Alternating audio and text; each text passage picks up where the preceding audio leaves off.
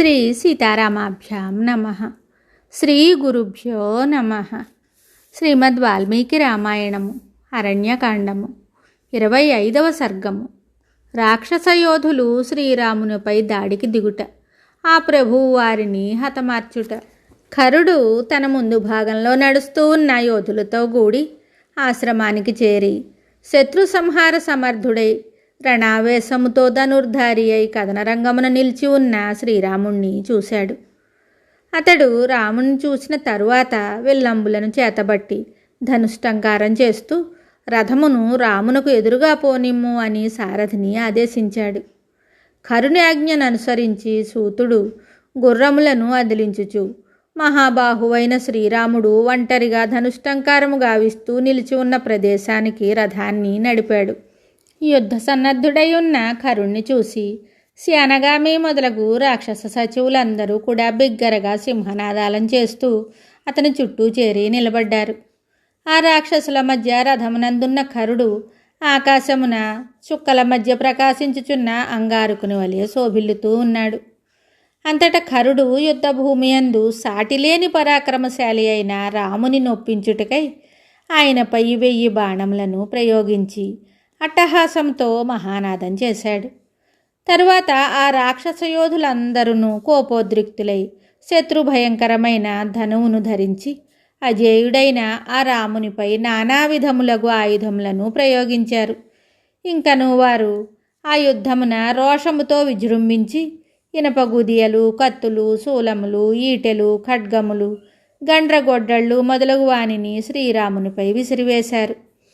మహామేఘముల వలె ఒప్పుచు మిగుల బలశాలురైన ఆ రాక్షసులు గర్జించుచు రథములపై, గుర్రములపై, కొండల వలె ఉన్న ఏనుగులపై అధిష్ఠించి కాకుస్థుడైన శ్రీరాముని చంపబూని కథనరంగమున ముందుకు ఉరికారు. ఒక మహాపర్వతముపై మేఘములు వర్షధారలను కురిసినట్లు ఆ రాక్షస యోధులు శ్రీరామునిపై బాణములను వర్షించారు. తరువాత క్రూరులైన ఆ రాక్షసులు శ్రీరాముని చుట్టుముట్టారు. సముద్రము నదీ ప్రవాహములను వలె శ్రీరాముడు ఆ రాక్షసులు ప్రయోగించిన ఆయుధములనన్నింటినీ తన నిశిత శరములచే నిరోధించాడు. అగ్నిజ్వాలల వలె వెలుగులను విరజిమ్ముచున్న వజ్రాయుధములు ఎంతగా ఖండించుచున్నను నిశ్చలముగా నుండెడి మహాపర్వతము వలె ఆ రాక్షసులు తీవ్రములైన ఆయుధములచే తన శరీరమును ఎంతగా గాయపరిచినను శ్రీరాముడు ఏమాత్రము వ్యధ చెందలేదు. రాక్షసుల ఆయుధముల తాకిడికి ఆ రఘురాముని అవయవములన్నీయును రక్తసిక్తములయ్యాయి. అప్పుడు ఆ మహావీరుడు సంధ్యాకాలమున ఎర్రబారియున్న మేఘములచే పరివృతుడైన సూర్యుని వలె తేజరిల్లాడు. ఒంటరిగానున్న శ్రీరాముని 14,000 మంది రాక్షస యోధులు చుట్టుముట్టగా చూసి దేవతలు, గంధర్వులు, సిద్ధులు, మహర్షులు మొదలగు వారందరూ ఎంతో ఖిన్నులయ్యారు. అంతట శ్రీరాముడు మిక్కిలి క్రుద్ధుడై తన ధనువును మండలాకారముగా చేసి ఆ రాక్షసులపై 100,000 కొలది పదునైన బాణములను వదిలాడు. యుద్ధమున శ్రీరాముడు అవలీలగా ప్రయోగించిన ఆ శరములు వారింపశక్యము కానివి, యమదండము వలె భయంకరములైనవి, లక్ష్యమును ఛేదించు వరకును సూటిగా సాగిపోవునవి. వాటి ధాటికి శత్రువులు తట్టుకోలేకుండా ఉన్నారు.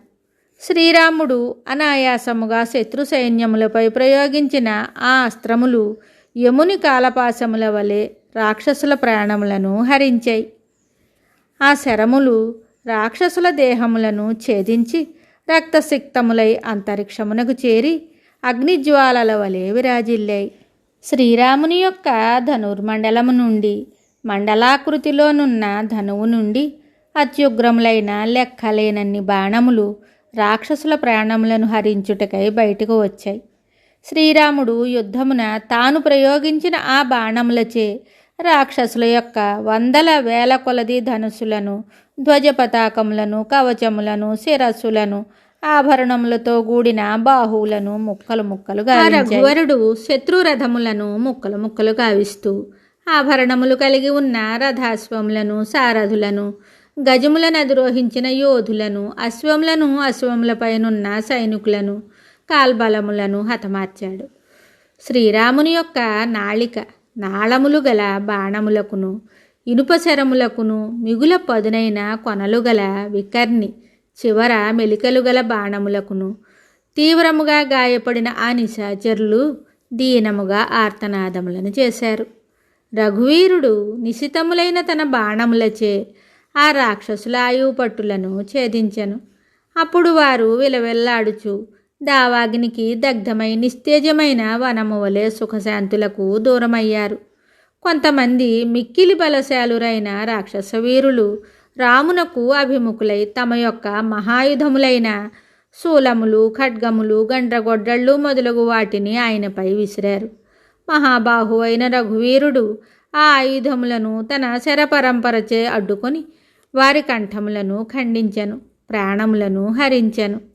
ఆ రాక్షసుల కవచములు, ధనస్సులు ముక్కలు ముక్కలు కాగా తలలు తెగిపోగా వారి మొండెములు గరుత్మంతుని రెక్కల వాయువేగమున నేల కూలిన మహావృక్షముల వలె భూమిపై పడిపోయెను. చావగా మిగిలిన రాక్షసులు రాముని శరముల తాకిడికి తాళలేక విషణ్ణవదనులై కరుని శరణు జొచ్చుటకై ఆయన దగ్గరకు పరుగులు తీశారు. అంతటా దూషణుడు వారిని అందరినీ కూడగట్టుకొని ఓదార్చి యుద్ధావేశముతో యముడు ప్రళయరుద్రుని దగ్గరకు వెళ్ళినట్లు శ్రీరాముని మీదకి పరిగెత్తాడు.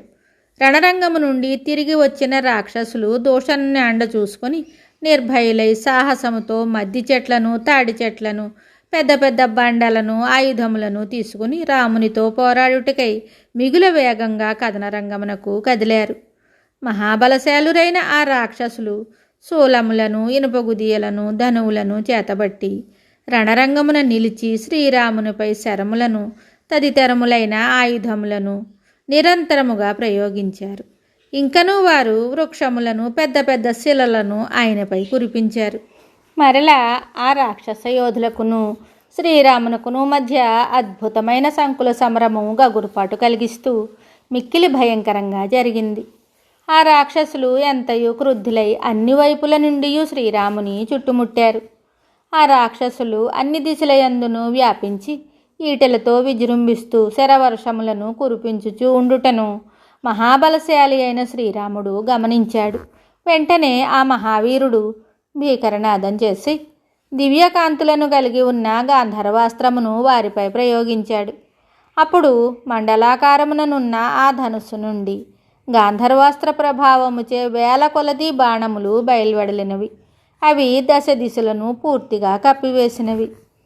శ్రీరాముడు శత్రుభయంకరములకు పదునైన బాణములను తూణీరముల నుండి తీసుకొనుట గాని, సంధించుట గాని, వాటిని ప్రయోగించుట గాని ఆ రాక్షసులు గుర్తింపు లేకుండా ఉన్నారు.